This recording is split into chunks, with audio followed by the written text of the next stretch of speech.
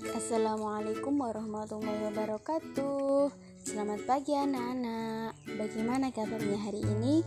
Semoga semua selalu dalam keadaan sehat walafiat ya.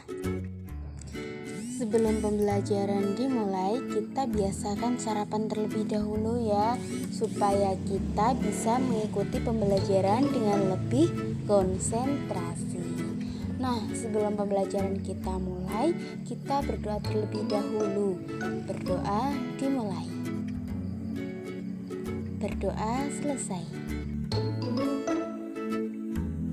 Ya, anak-anakku, sebelum ibu mulai pembelajarannya, jangan lupa seperti biasa kita isi absen dulu ya. Isi absennya di Google Form. Linknya sudah ibu kirim di grup WA. Dan ibu harap semua mengisi absensi ya pada pagi hari ini. Pada pertemuan kali ini kita akan membahas materi bab 3 tentang menghindari akhlak tercela. Nah, tujuan pembelajaran kita kali ini yang pertama, siswa mampu menghayati dampak buruk sifat tercela yang harus dihindari seperti nifaq, keras hati, dan marah. Yang kedua, mengamalkan sikap jujur, tanggung jawab, dan santun sebagai cermin dari pemahaman sifat tercela. Yang ketiga, menganalisis konsep, penyebab, dan cara menghindari sifat tercela. Yang keempat, memaparkan hasil analisis tentang konsep, penyebab, dan cara menghindari sifat tercela meliputi nifaq atau munafik, keras hati, dan ghadab atau marah. Nah, untuk yang ini peta konsep. Yang pertama, kita akan membahas tentang nifaq atau munafik. Yang kedua, kita akan membahas tentang keras hati atau qaswah al-qalb. Yang ketiga, kita akan membahas pada pertemuan yang akan datang mengenai ghadab atau marah. Jadi untuk pertemuan kali ini kita akan membahas 2 poin saja.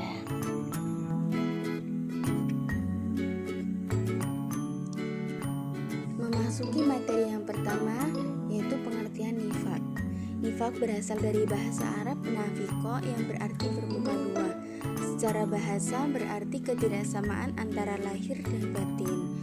Secara etimologis berarti salah satu lubang di mana tempat keluarnya yarbu atau sejenis tikus dari sarangnya, di mana jika ia dicari di lubang satu, maka ia akan keluar dari lubang yang lain. Sedangkan secara terminologi berarti sikap menyembunyikan sesuatu di dalam hatinya karena tak ingin diketahui keberadaannya. Oleh siapa? Oleh orang lain, sehingga menampakkan sesuatu yang tidak sesuai dengan apa yang ada di dalam hatinya.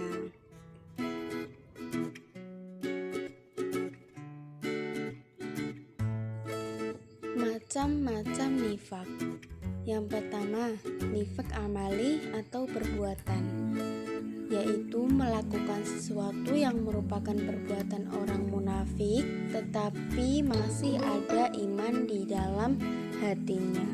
Dan nifaq semacam ini tidak membuat pelakunya keluar dari agama Islam.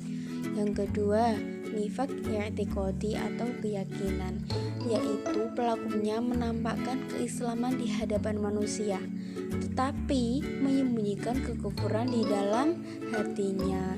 Nifaq semacam ini bisa membuat pelakunya murtad dan masuk ke neraka paling bawah. Tanda-tanda nifaq. Yang pertama, apabila berkata ia berbohong, seperti yang dijelaskan dalam Quran surat An-Nahl ayat 105. Yang kedua, apabila berjanji ia mengingkari, dijelaskan dalam Quran surat An-Nahl ayat 91. Yang ketiga, apabila dipercaya ia mengkhianati, dijelaskan dalam Quran surat An-Nisa ayat 48. Yang keempat, apabila ia berbuat berseteru, maka ia akan berbuat fajir. Nah, nilai-nilai negatif dari nifaq. Yang pertama, berbohong. Yang kedua, malas beribadah kepada Allah. Yang ketiga, mencela orang beriman. Yang keempat, menganggap selain Allah sebagai penolong dan pemberi kemuliaan. Yang kelima, mengaku sebagai pelaku kebenaran. Yang keenam, bermanis lidah. Dan yang terakhir, pelaku perbuatan jelek. Akibat buruk sifat nifak. Yang pertama, bagi diri sendiri, contohnya buruk dalam pandangan Allah Subhanahu wa taala. Yang kedua, contoh yang kedua yaitu mendapat balasan di akhirat nanti. Yang ketiga, tidak disukai dalam pergaulan sehari-hari di masyarakat. Yang kedua, akibat buruk sifat nifak bagi orang lain. Yang pertama, bisa menimbulkan kekecewaan hati sehingga dapat merusak persaudaraan. Yang kedua, bisa menimbulkan fitnah karena ucapan dan perbuatan. Yang ketiga, bisa mencemarkan nama baik keluarga dan masyarakat sekitar sehingga mereka merasa malu karena ulahnya. Menghindari perilaku nifak. Yang pertama, kita harus bersikap jujur. Yang kedua, bersikap amanah sehingga kita bisa dipercaya oleh orang lain, oleh masyarakat, oleh keluarga. Yang ketiga, meneguhkan perjanjian. Yang keempat, mengembangkan rasa tanggung jawab.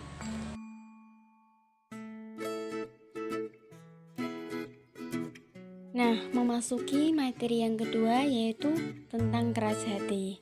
Nah, pengertian keras hati secara bahasa, keras hati ini merupakan padat kuat, tidak berubah bentuknya, atau tidak mudah pecah. Nah, keras hati ini merupakan sikap tercela di mana seseorang menutup pikiran dan hatinya akibat dari perilaku keburukan dan kemaksiatan yang telah diperbuat, semisal munafik dan marah. Ciri-ciri orang yang keras hati. Yang pertama, bermalas-malasan ketika berbuat kebaikan dan ketaatan. Yang kedua, tidak terpengaruh hatinya dengan bacaan ayat-ayat Al-Quran. Yang ketiga, tidak merasa takut dengan janji dan ancaman Allah. Yang keempat, selalu merasa gelisah. Nah, cara menghindari keras hati. Yang pertama, selalu beriman kepada Allah dan segala sesuatu yang harus kita imani. Yang kedua, banyak-banyak mengingat Allah. Yang ketiga, mengesahkan Allah. Yang keempat, banyak bertaubat dan istighfar kepada Allah.